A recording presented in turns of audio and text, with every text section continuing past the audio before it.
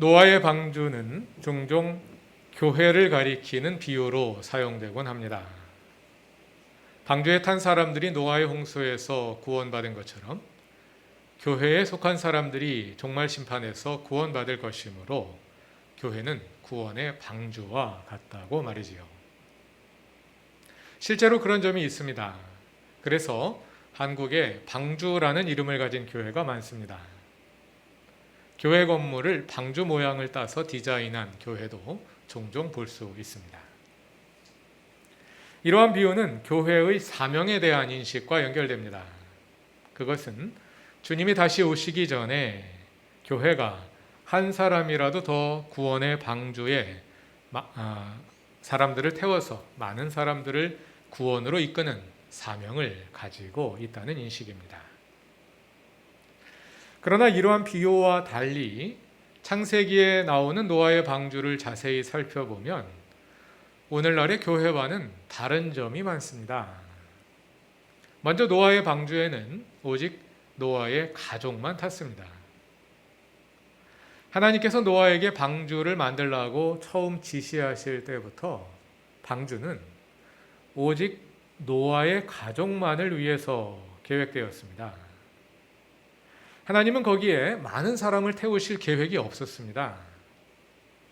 그래서 홍수 이야기에 하나님께서 노아에게 많은 사람들을 불러다가 방주를 채우라고 하신다거나 아니면 노아가 더 많은 사람들을 방주에 태우려고 애쓴다거나 하는 장면은 나오지 않습니다. 오직 노아의 가족만 방주에 타고 구원을 받았습니다. 이처럼 방주는 많은 사람을 구원하는 교회의 사명과는 별 관계가 없어 보입니다. 둘째, 노아의 방주에는 사람뿐 아니라 모든 종류의 육상 동물들과 새들이 함께 탔습니다. 사람만 구원하는 것이 아니라 동물들도 함께 구원하는 것이 방주였습니다. 면적으로 따지자면 방주에서 동물이 차지하는 공간이 사람이 차지하는 공간보다 훨씬 더 컸을 것입니다. 이 점도 오늘날의 교회와는 다른 점이지요. 오늘은 이 두 가지에서 시작하여 노아의 방주 이야기를 함께 살펴보고자 합니다. 하나님은 오직 노아의 가족만을 방주로 구원하셨습니다. 왜 그럴까요? 요한계시록과 비교해서 읽어보면 이 점을 더 잘 이해할 수 있습니다. 요한계시록에는 회개하는 사람이 단 한 명도 나오지 않습니다. 왜냐하면 요한계시록은 역사의 최종 국면, 곧 구원받을 사람과 심판받을 사람이 이미 다 결정되고 이제 구원과 심판을 집행하는 일만 남아있는 그 마지막 시점을 그리기 때문입니다. 그래서 계시록과 같은 묵시문학에는 심판과 구원의 이분법, 선과 악의 이분법이 매우 선명하게 나타납니다. 이것은 오늘날 우리가 경험하는 현실과는 전혀 다릅니다. 우리의 현실에는 선과 악이 혼재되어 있습니다. 완전히 선한 사람도 없고 완전히 악한 사람도 없습니다. 누가 구원받을 사람인지 누가 구원받지 못할 사람인지 구별하기 어렵습니다. 그것은 오늘 우리에게 여전히 회개의 기회가 있음을 의미합니다. 지금은 은혜의 시대이기 때문입니다. 하나님은 모든 사람에게 은혜를 베푸시고 그래서 모든 사람에게 회개하고 돌아올 기회를 주십니다. 그러나 성경은 이러한 은혜의 시대가 영원히 이어지지는 않을 것임을 보여줍니다. 역사의 어느 시점에 이르면 하나님께서 그 은혜를 거두어 가실 때가 있다는 것이지요. 은혜를 받아들이는 사람은 영원히 은혜를 입을 것이지만 은혜를 거부하는 사람에게서는 하나님께서 그 은혜를 다시 거두어 가실 것입니다. 묵시문학은 은혜를 인정하는 사람과 거부하는 사람이 분명히 둘로 나뉘게 될 종말의 마지막 국면을 그립니다. 이 점에서 노아의 홍수 이야기는 묵시문학과 닮았습니다. 노아의 홍수 이야기는 묵시문학처럼 역사의 마지막 단계를 그리기 때문에 거기에는 구원과 심판의 이분법이 선명하게 담겨 있는 것입니다. 이런 점에서 노아의 홍수 이야기는 창세기의 종말론이라 할 수 있습니다. 창세기가 노아의 홍수 이야기를 통해 보여주는 종말은 창조 이전의 상태로 돌아가는 것입니다. 창세기 1장에 그려져 있는 한 주간의 창조를 다시 떠올려 봅시다. 1장 2절은 창조 이전의 모습을 묘사합니다. 하나님께서 창조하시기 전에 땅은 혼돈하고 공허하며 어둠이 깊음 위에 곧 트홈 위에 있고 하나님의 영은 물 위에 움직이고 계셨습니다. 어둠이 깊음 위에 있고 하나님의 영이 물 위에 움직이고 계셨다. 땅속 깊은 곳에 있어야 할 트홈의 물들이 땅 위로 올라와서 지표면 전체를 덮고 있었습니다. 그리고 칠흑 같은 어둠에 갇혀 있어서 아무것도 보이지 않았습니다. 그러한 혼돈의 상황에서 하나님은 첫날 빛을 창조하셔서 빛과 어둠을 나누셨습니다. 그리고 둘째 날에는 궁창을 창조하셔서 궁창 위의 물과 궁창 아래의 물을 나누셨습니다. 그래서 지표면을 덮고 있던 물 가운데 일부는 궁창 위로 올라가서 궁창 위의 물이 되었고 물 가운데 일부는 지표면 아래로 내려가서 깊음의 물, 트홈의 물이 되었습니다. 고대인들은 지표면에 있는 바다나 강이나 샘물이 모두 이 트홈, 깊음의 물과 연결되어 있다고 보았습니다. 이것이 궁창 아래의 물입니다. 장로의 신학대학교에서 구약성서학을 가르치시다가 10여 년 전에 은퇴하신 강사문 교수님이 계십니다. 제가 학부 4학년 때 이분의 과목을 들었는데요. 어느 날 수업 시간에 갑자기 제 이름을 부르시더니 칠판에 히브리어 단어를 하나 쓰시면서 어이 안용성이, 그분은 저를 항상 안용성이 이렇게 부르셨어요. 어이 안용성이 하 맞불에 대해 조사해서 다음 시간에 발표하시오 하고 말씀하셨습니다. 히브리어에서 하는 정관사입니다. 그리고 정관사는 명사 앞에 붙어서 한 단어를, 히브리어 정관사는 명사랑 붙여 쓰거든요. 그래서 한 단어를 이룹니다. 그러니까 하 맞불은 맞불이라는 명사 앞에 정관사가 붙은 단어입니다. 그때는 히브리어를 막 배우기 시작할 때라 무슨 책을 찾아봐야 할지도 아직 몰랐습니다. 80년대니까요. 인터넷이 생기기도 전이었고 도서관에 컴퓨터도 없을 때입니다. 그런데 그 단어가 왜 중요한지 그 수업과 무슨 관계가 있는지 전혀 설명도 안 해주신 채 그냥 조사를 해오라고 하셨습니다. 그와 비슷한 일이 또 한 번 있었는데요. 지금 돌아보니 그 교수님께 들었던 과목의 내용 가운데 기억나는 것은 아무것도 없고요. 오직 그 두 단어만 남아 있습니다. 그래서 저도 강의할 때 한번 써먹어 볼까 생각은 하는데 아직 못 해봤습니다. 그 교수님이 조사하라고 시키셨던 단어가 하맞불인데요. 하맞불은 궁창 위에 있는 물을 가리키는 단어입니다. 다 같이 시편 29편 10절을 찾아봅시다.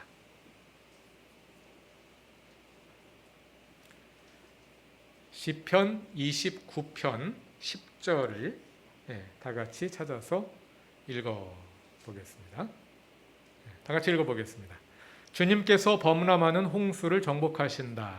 주님께서 영원토록 왕으로 다스리신다.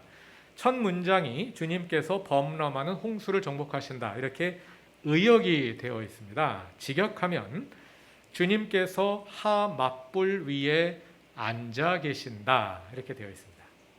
주님께서 하 맞불 위에 앉아 계신다. 하 맞불 위에 자정해 계신다. 이렇게 되어 있습니다. 그런데 우리말과 영어 번역본들을 찾아보면 대부분 이 하 맞불을 홍수로 옮긴 것을 볼 수 있습니다. 그 이유는 노아의 홍수 이야기에 이 단어가 집중적으로 사용되기 때문입니다. 창세기에서 홍수로 번역된 단어가 대부분 하맛불이라고 생각하시면 되겠습니다. 그러니까 노아의 홍수가 뭐냐 하면 창조 후에 궁창 위에 있던 궁창 위의 물 하맛불이 땅으로 쏟아져 내려서 다시 지표면을 덮은 사건, 그것이 바로 노아의 홍수라는 것이죠. 창세기 7장 11절과 12절이 그것을 좀 더 자세하게 서술합니다.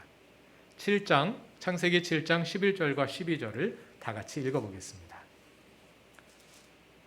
노아가 600살 되는 해의 둘째 달, 그달 11의 날, 바로 그날에 땅속 깊은 곳에서 큰 샘들이 모두 터지고 하늘에서는 홍수 문들이 열려서 40일 동안 밤낮으로 비가 땅 위로 쏟아졌다.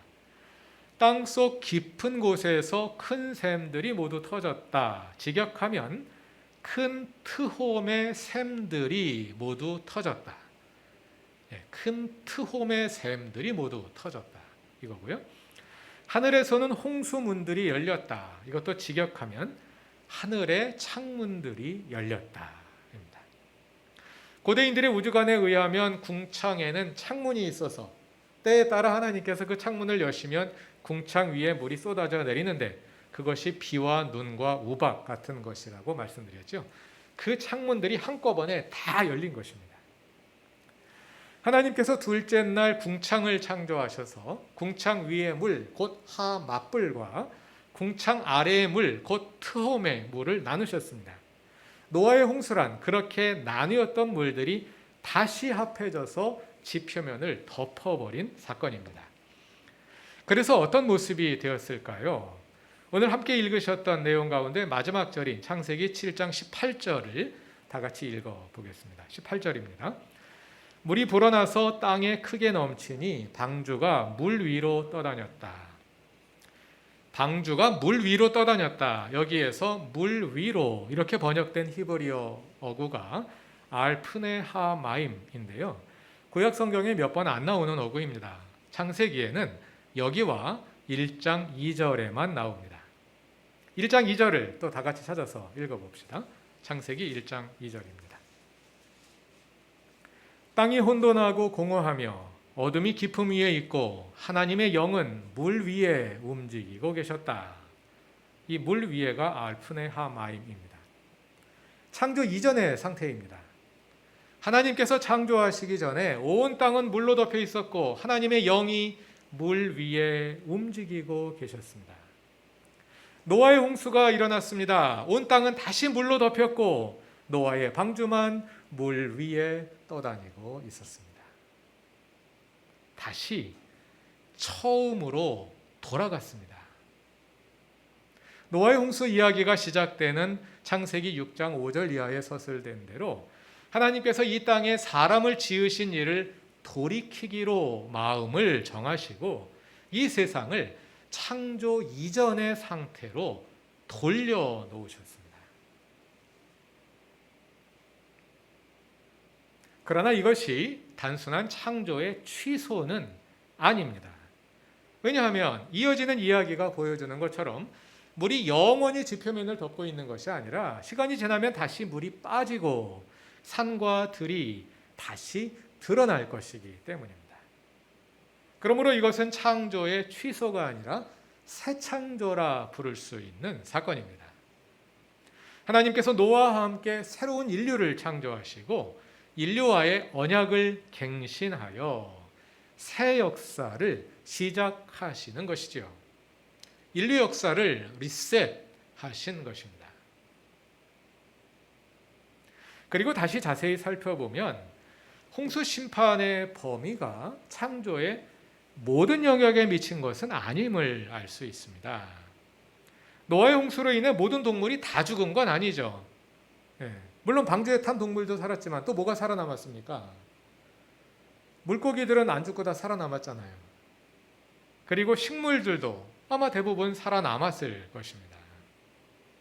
만일 하나님께서 처음 창조하신 것을 돌이키시고 모든 것을 완전히 새로 시작하시고자 했다면 육상 동물뿐만 아니라 물고기들과 식물들까지 완전히 소멸시켜버린 후에 새로 시작하셨어야 하지 않을까요? 노아의 홍수 이야기는 얼핏 보면 창조 세계 전체를 심판의 대상으로 삼은 듯 보입니다. 그러나 이 심판의 초점은 창조 세계가 아니라 사람에게 있습니다. 동물들에 관한 서술에서도 그와 비슷한 뉘앙스를 읽어볼 수가 있습니다. 다 같이 창세기 6장 7절을 보시죠. 하나님께서 창조하신 것들을 모두 쓸어버리겠다고 말씀하시는데요. 그 범위가 어디까지인가요? 세번역에서 7절 셋째 문장을 보시면 이렇게 되어 있습니다. 사람뿐 아니라 짐승과 땅 위를 기어다니는 것과 공중의 새까지 그렇게 하겠다. 육상 동물을 세 종류로 분류를 했는데요. 짐승과 기어다니는 것과 새입니다. 여기에서 짐승으로 번역된 히브리어 브헤마는 육상 동물을 일반적으로 가리키기도 하지만 많은 경우에 집짐승, 가축으로 번역되는 단어입니다. 그러니까 가축과 기어다니는 것과 공중의 새, 이렇게 육상 동물을 분류한 거죠. 여기뿐 아니라 6장 20절, 7장 2절, 8절 등에서도 같은 분류가 사용됩니다. 물론 이 말씀이 하나님께서 노아의 홍수에서 들짐승은 빼고 집짐승만 쓸어버리셨다, 이런 뜻은 아닙니다. 뒤로 가서 7장 14절, 오늘 우리가 함께 읽은 본문이 7장 14절에 거기에 포함되어 있는데요. 7장 14절과 21절을 보면 거기에 길짐승이 추가되어 있는 것을 볼 수 있습니다. 모든 동물이 다 죽은 거죠. 그러면 뭘 의미하느냐? 왜 앞구절에 여러 구절에서 마치 그러니까 짐승을 브헤마로 대표하고 있느냐? 그러니까 우리가 여기서 주목할 수 있는 것은 일반적으로 집짐승을 가리키는 브헤마라는 이 단어로 육상동물 전체를 대표하고 있다는 겁니다. 왜 그렇게 했을까? 왜 가축을 뜻하는 단어로 동물 전체를 가리키고 있을까? 이것은 아마도 창조 세계 전체를 사람과의 관계에서 서술하는 과정에서 나타난 일면이 아닐까, 이렇게 추측해 봅니다. 노아의 홍수는 사람의 죄악으로 인한 것이었습니다. 사람의 죄악이 무엇이냐 하면 창조주 하나님의 은혜를 인정하지 않고 죄의 지배를 끌어들여 확산시킨 것입니다. 하나님의 은혜가 어디에 담겨 있나요? 먼저는 우리에게 생명을 주신 것이 하나님의 은혜입니다. 그리고 우리에게 창조 세계를 거저 주셔서 누리게 하는 것이 하나님의 은혜입니다. 노아의 홍수는 사람이 그 은혜를 거부함으로 하나님께서 은혜를 다시 거두어 가신 사건입니다. 그래서 하나님은 홍수를 통해 사람의 생명을 거두어 가시고 사람에게 거저 주셨던 창조 세계를 거두어 가셨습니다. 말하자면 노아의 홍수는 자연에 대한 심판 또는 창조 세계에 대한 심판이 아니라 사람에 대한 심판을 그렇게 형상화했다는 것입니다. 창조 세계는 하나님께서 사람에게 베푸신 은혜의 도구였습니다. 그러나 사람이 그 은혜를 거부함으로 하나님께서 창조 세계를 다시 거두어 가신 것입니다. 그것이 노아의 홍수입니다. 그러나 하나님이 모든 사람을 심판하신 것은 아닙니다. 노아는 예외였습니다. 노아는 하나님의 은혜를 입었습니다. 그래서 하나님은 노아와 그의 가족들의 생명을 지켜주셨고 모든 동물들을 종류대로 방주에 태워 살려주심으로 창조 세계의 은혜도 그를 위해 온전히 보존해 주셨습니다. 은혜가 보존되었다는 것은 언약이 보존되었음을 의미합니다.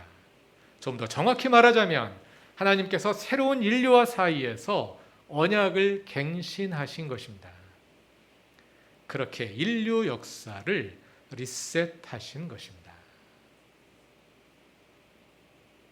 노아는 하나님과의 언약을 갱신할 그 새로운 인류를 대표합니다. 새로운 인류의 특징은 은혜를 알고 은혜에 보답하는 삶을 사는 것입니다.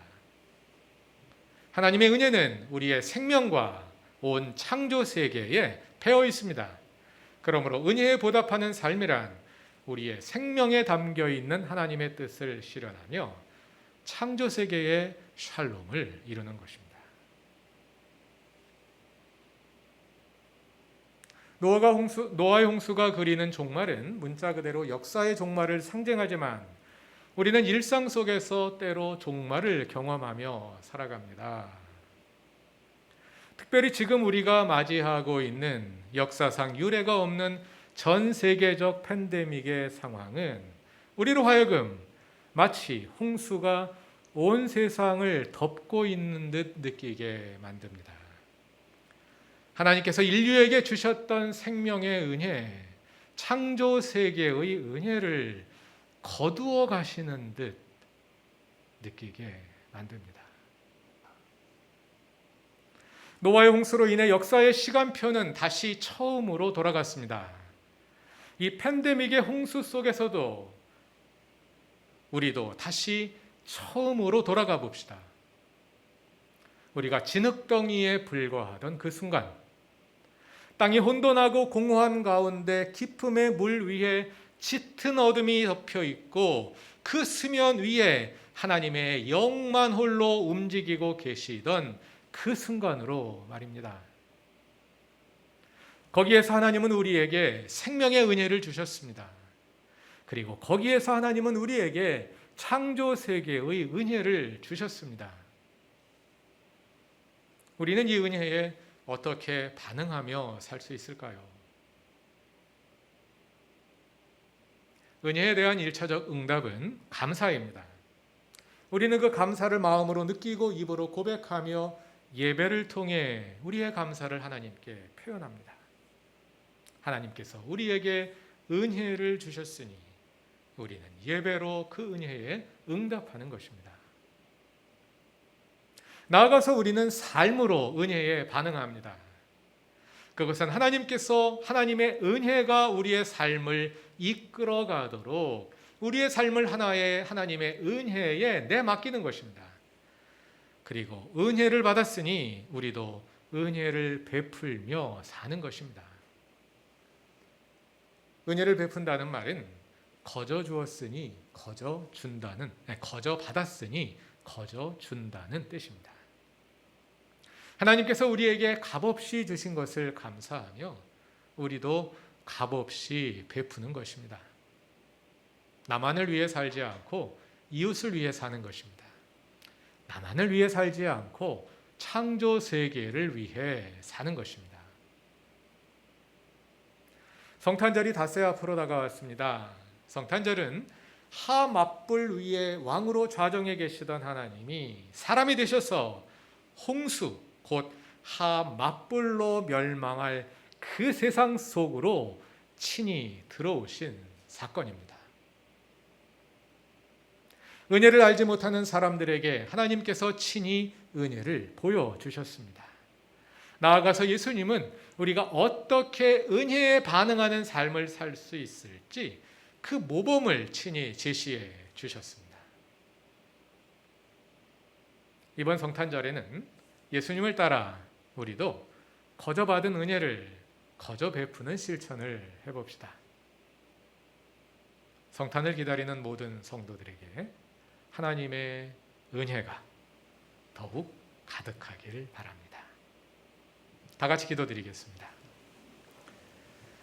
우리에게 생명의 은혜를 주신 하나님, 우리에게 창조 세계를 은혜로 주신 하나님, 우리도 은혜를 실천하는 삶을 살게 하소서.